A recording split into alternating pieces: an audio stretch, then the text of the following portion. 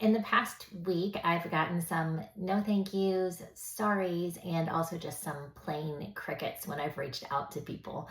I don't think I'm alone. All of us sometimes feel rejected or like we weren't invited or included. Some of us might have even been ghosted. When we feel that way, what are we supposed to do?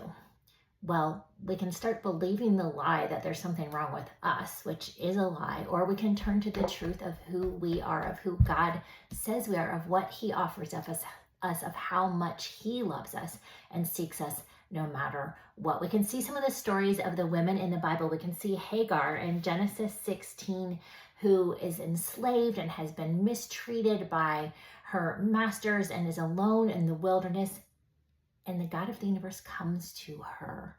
Hagar says, "You are the God who sees me," in Genesis 16:13, because even when she has been rejected, she knows that God sees her. In Mark 16:9, we see Mary Magdalene, a woman who has had 7 demons. Like, talk about not being included in things or not being able to get a date. That's the gal with 7 demons. That Jesus has chosen her to be one of his closest friends and companions in his ministry. And then in 16:9 of Mark, we actually see when he rises from the dead, she's the first person he shows himself to. She's chosen and included by Jesus when the world has rejected her.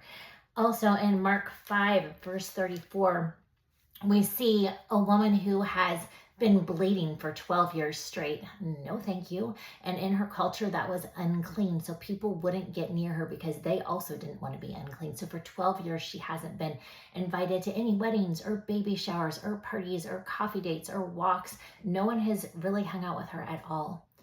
And Jesus stops a whole crowd to turn to her and call her daughter, to say she's part of my family. She matters. This is how Jesus sees you.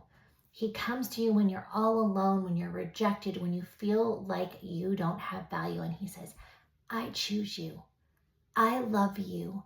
I include you. And he can fill that emptiness in us like nothing else can.